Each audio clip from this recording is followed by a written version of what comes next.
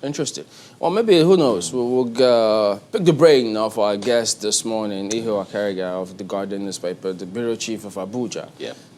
To see, because, I mean, a lot of these decisions are taken right there in Abuja. So maybe Iho might know a thing or two. Not saying that he's in the kitchen when some of these things are being done, but they expect a lot. Good morning, Iho. How are you doing today? Yeah, good morning, Chamberlain. Everyone there, good morning. And I hope Lagos is good this morning. Abuja is calm. Yeah, I mean, it's a beautiful one from Lagos. So it is on that strength. Well, let's start with Nigerian Tribune. It's a Lagos day. Okay, well, let me do it the way it should be. No, guys, no, my error. Let's start with The Guardian, as a matter of fact. You know, Iho is of The Guardian, so let's take it from his perspective, fresh off my paper. Editorial. That's right. So fresh off your editorial and your insights, the backstory, perhaps you could let us into what informed this headline. CBN sticks to unpopular option on digital currency. Banks disable platforms, track accounts, investors offload assets. Stay ahead of innovation, don't stifle it. Mohalo knocks CBN over knee-jerk approach. Directive good for anti-money laundering war, says Guadabe. So, Iho, quite a lot. These writers, will shed a light on this lead story. But what light can be better than what your insight is about this morning? So talk to us about this lead story. Well, when this story broke that the Central Bank of Nigeria has put out a policy to curtail the use of cryptocurrency in the country, and I know as a journalist that it is going to throw up a whole lot of controversy. But if, yes, my paper has clearly reported that the CBN is stuck with this policy, and of course that is the way it should be. And once you come out with a policy, you don't expect the CBN to reverse itself. But for most Nigerians who are also watching what's going on, particularly as it has to do with our local currency, and the round trippings that is going on, the cyber crime that is also going on, and the inability, of the country itself to also monitor whether the inflow and outflow of, monies. Then the policy for me, it becomes expedient. I agree with the CBN that there is a need, because cryptocurrency all over the world, particularly Bitcoin, which is the major cryptocurrency that is in use all around the world, it is difficult for any apex bank anywhere in the world to monitor that financial means of transaction. So the Guardian this morning is actually drawing clear attention to it. It clearly also shows that the CBN is not in a hurry to reverse itself. And I should be appealing to Nigerians this morning that, okay, if the CBN does not have this regulation, how are we going to, as a people, actually monitor cryptocurrency? Whether in terms of transaction, in terms of warehousing of stolen funds, of looted assets, and all of the issues around, illegal funds and transactions. So for me, the CBN is just right, it's right on point, and the Guardian has clearly focused on the issue this morning, which is topical, it is contemporary, as it were. This is the major issue for discussion, whether you want to combat public funds stealing and looting, or even insurgency, that is in terms of Boko Haram, kidnappers and abductors who demand huge ransoms. Where are all these monies going into? We also know that all of these monies that are paid out in ransoms, in funds to purchase illegal weapons, do not sometimes go into the regular accounts. People move them into cryptocurrencies, and then they're able to move them around. Nobody can track it. The but International Financial Task Force, just a minute, hang on. And the Nigerian Intelligence Financial Unit are all of the regulatory agencies that should monitor. Yeah, I hear you. But the thing about some of these things is that, when these policies are taken, the furore notwithstanding, people just expect, for instance, consistency, and they want to see the rationale behind it for those who haven't or who don't. Because it's not today that governments, not just this government, even the previous government did tell us they were going to name the sponsors of Boko Haram. And now, with this cryptocurrency, part of that is that terrorism financing, they can't trace it and things like that. So do we expect, or should we expect, some sort of follow-up from the authorities to tell us, look, they're supposed to follow the money. Who are the sponsors of Boko Haram? Since they're telling us they want to track it. So shouldn't that be the next steps, or part of the next steps that we should see them take, naming sponsors of terrorist groups? It is not just even about naming the sponsors of terrorism. It's also about actually arresting them and prosecuting them. If you recall, in the United Arab Emirates, specifically Dubai, some Nigerians were arrested in that country who were involved in what we call bureau de change. And then it was discovered by the security agencies of that country that those Nigerians were actually putting the funds into insurgency in Nigeria. So what has happened? I remember the Attorney General calling for the file to be transferred to Nigeria so that the Nigerian government can maybe take it up from there. For me, that is a shame. A big country like Nigeria looking up to Dubai, your citizens have been named. Clearly, names were mentioned, photographs were seen of the individuals involved. So what has happened between then and now? For me, nothing has happened. Maybe that is also an issue for the media to look at, putting the government on the spot as to why the federal government has not been able to deal with this issue decisively, arrest the individuals involved, and then bring them to face some kind of justice. But as it were, there have been arguments that even the CBN policy itself is a knee-jerk approach, that nothing is going to come out of it. But I hope that something comes out of it. By the time the policy is pursued through and through, we may likely see people who are putting a lot of money into cryptocurrency and what those funds are used for, the objective of those funds. We cannot continue like this as a country. Right. So something has to give way. Okay, speaking of dealing decisively with these violent activities, be it extremism, insurgency, whatever name it is called, take a look at what's on the front page of the Nigerian Tribune. No to negotiation. Northern governors must flush out bandits. That's coming from El Rufai. Says, Gumi's peace deal, waste of time. That story is on page 5. That's also something that has been trending for a while now, not just weeks, I'm talking months, ever since, or even before, we had that peace deal from Zamfara, then to Katsina and all that. But just quickly, what do you make of this approach, really, to ending banditry and some of these violent activities? What does the bandits want? Their demands are very unclear. I hear a lot of argument that the bandits are in the forest, they need schools, they need hospitals, they need some kind of infrastructure. Now, do you stay in the bushes and then expect government to bring schools to you in the forest? Or you have to come into the cities and then access schools and hospitals like every other citizen in Nigeria? I do not think that the Shegumi option is going to work. It is good that he's a cleric.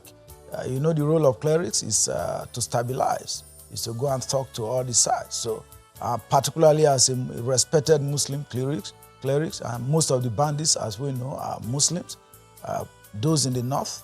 So it is good. We shouldn't discourage anyone from talking to them, but bringing the government to speak, to engage non-state actors like bandits, criminals, I do not think that is the way to go, because as it is, if the government pursues that option, and because the outcome basically is going to be, okay, we have agreed, pay us some compensation, as some people are suggesting that, or even comparing them to the Niger Delta militants, which former president, well-respected former president Yaradua, initiated the presidential amnesty program that brought peace to the Niger Delta.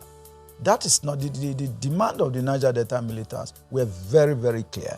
But what are the demands of bandits? These are just criminals. Does it mean a group of people can take up arms, hold the country to ransom, and then get the government to beg them and negotiate with them? So I agree with Governor El Rufai of Kaduna State this morning. His own state is also a hotbed of banditry. Almost every day, those of us in Abuja, the northern region, we virtually live with our hearts in our mouth every day. In Abuja, there's also kidnappings going on, banditry everywhere. It will appear as even the nation's capital has been surrounded. So how do you negotiate with this kind of brutal individuals who show no mercy to their victims? For me, the government should go all out, mobilize all of its security architecture and resources to clear out these people who have branded themselves as bandits. If I were in government, I cannot negotiate with any criminal, any bandit, any kidnapper. No. They can't be stronger than Nigeria. Nigeria is, of course, you know. Well, interestingly, we have... I will practice as such, so we should invoke our might and power. Right. Interestingly, we have so much more on that topic during the course of the program today. But just quickly, you see the picture on the front page that shows customs intercepting or having intercepted 30 billion naira smuggled rice vehicles at Seme Idiroko borders. So apparently the smuggling is still going on. But let's leave it there for the Nigerian Tribune. The Daily Trust newspaper is also talking banditry, kidnapping, Northwest governors working at cross purposes, according to El Rufai. Says criminal herdsmen must die. That's what you have on the front page. The Daily Trust newspaper this morning. I'll not backtrack on dialogue, Matawale says. Government must negotiate from position of strength. That's according to experts. And Macban says, we want peace. Well, of course, we've spoken largely about that one this morning and so many other issues. On the front page, 13 UK coronavirus variants now in Nigeria. That's according to the federal government. I don't even know where to begin about this one, but take a look at what you have under the picture you see on the front page there. Stop running to Buhari over insecurity. Senate tells governors. That story is on page 4. What do you make of this? Is this that? What do you make of this? Let me not make any assumptions here. That's interesting. I'm sure most Nigerians who are reading the papers this morning will be ashamed of these governors who, I'm in Abuja here, and every time you are relished with many of the governors running to Abuja, to Aso Rock, to claiming to consult with the president. I do not see any country in the world. We model our democracy after the United States. How many governors in the United States run to Joe Biden, the White House, to ask to seek the permission of Joe Biden to protect their people? We saw what happened even during the coronavirus, during the invasion of the Capitol, how governors, the governors took charge, and then they rolled out policy. People were arrested. It wasn't Donald Trump that ordered those arrests. It was the governor, of New York. So we do not. For me, the Senate has hit the nail on the head this morning. The governors of the states in Nigeria, Akaregha came out with a policy on asking criminals in forests in Akure to vacate, and people were attacking him and asking him that he should have probably consulted widely. Apparently what they meant was that he should have come to speak to President Buhari. Every governor in Nigeria has a responsibility under the Constitution to provide security and welfare for residents of their states. You do not need, the Constitution is very clear on the powers of governors. You do not need the president's assent or permission to do what you need to do in accordance with the powers conferred on you in the Nigerian Constitution. So it is either most of these governors are simply playing to the gallery, they are simply trying to seek favor from the president, favors that do not exist in the first place.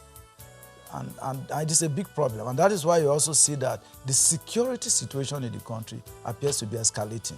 The governors are at the crossroads, they are confused. They don't have a clear blueprint and policy direction for their own states. And every Nigerian citizen resident in each of these states must hold their own governors accountable for what is happening. Because it is not Buhari that is going to come to your state to provide security for your people. Yes, you will say that the federal government controls the security architecture, but it is actually in the hands of state governors. They can't tell the police commissioner and the brigade commanders what to do.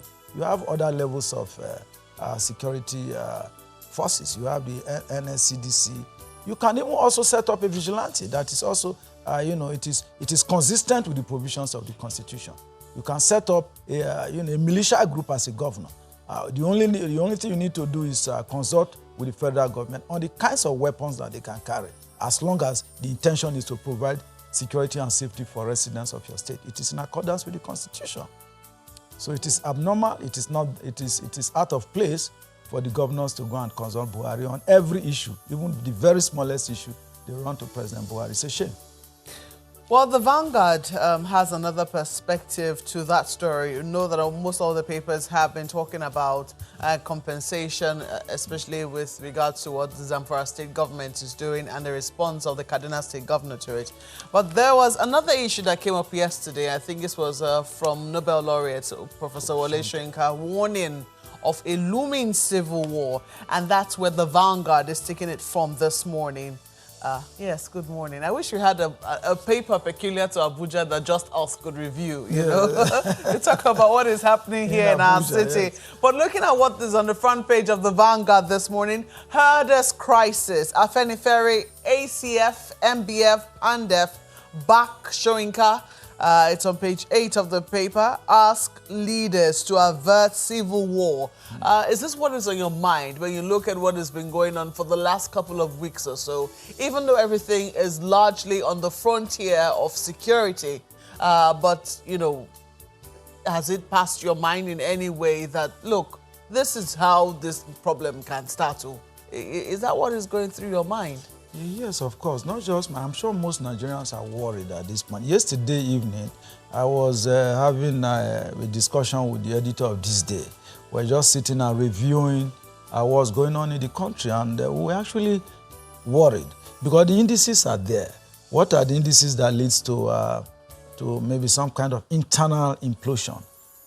One, our fault lines have given way. The fault lines, we are talking about religion, ethnicity, mutual suspicion, and then you can also see the role that the social media is playing. I see a lot of videos uploaded, and ethnic groups are being stereotyped to say, oh, this ethnic group is doing this to this ethnic group, and people are also being given quick notices from all sides. And the center appears not to be holding. The center, I mean, here is the presidency. We are not seeing leadership in all of this. And that is a problem. Once there is absence of leadership at the center, it has permitted the states, and that is why, like I said earlier, the state governors are coming to Abuja to speak to, Abuja that is not responding. And so that is the major fear. And Soyinka has hit the nail on the head by actually saying, this is a word-acclaimed Nobel laureate who is saying that all the indices are pointing to one direction, that we are headed for a civil war. What's a civil war? When citizens turn on themselves. All right? So already we are seeing the stereotyping. The regions are all amassing some kind of weapons for self-defense. The southwest, the southeast, the middle, but everywhere.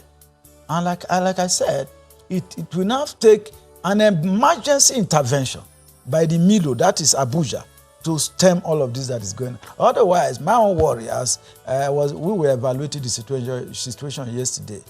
Before December, we may be headed for a lot of trouble. My appeal to everyone really is that we must find a way to backtrack. As journalists, how can we help? Because, you talked about social media, and it's one of the places where, fault lines are being highlighted, and, it was seen that the fears and suspicion is even being heightened, so to speak. As journalists, do you think that we have a duty, aside just reporting what it is that we're currently seeing? Well, that is our major function, is to report the issues. We are not supposed to. Are we going to set up peace committees, as Shegumi is doing? Well, we're also watchdogs. Watchdogs. Should we be backing in any direction right now? The paper is actually doing that. Yes, we are. You see, that is the duty, the content. The content that is available is what any newspaper will report. If there is a crisis somewhere, if a particular region is saying something, or a group is saying something, the media has a responsibility to report it. But of course, that is why you also see the editorial in the newspapers. The editorial, it is the opinion of the newspaper, point in a certain direction, either what citizens can do, what government can do. And if you read the papers this morning, as in other times, the editorials clearly point out these issues. But for the news content, You cannot embellish the news content. You cannot add your own opinion. You can't include, just report the issues as they are. But importantly is to be objective, take all the sides, and that's what the papers are doing. Nigerian journalists are very professional. The papers are extremely very professional. If it is in other climes, for example, I'm sure if the media has to report and stoke tension as the politicians are doing and these ethnic warlords are doing, I'm sure we won't be having a country by now. So the media is playing a stabilizing role, and I encourage journalists and the newspapers to continue to do that. It is now for the political leadership, to take a cue from what the paper is saying. It is also to provide critical content and information for the security and intelligence agencies to do the needful and properly advise the president. We have a few other stories at the front page of the Vanguard, which will make for very interesting reading. Reform economy, cut reliance on oil, IMF tells Nigeria, that's also there. And you also see this very interesting one. BUA purchases 1 million doses of AstraZeneca COVID-19 vaccines for Nigeria. That's also on the front page of the Vanguard. Well, we have to thank you so much for coming on Sunrise Daily this morning and reviewing the papers for us as beautifully as you do. Mr. Igor Akaregha is the Abuja Bureau Chief of the Guardian newspapers.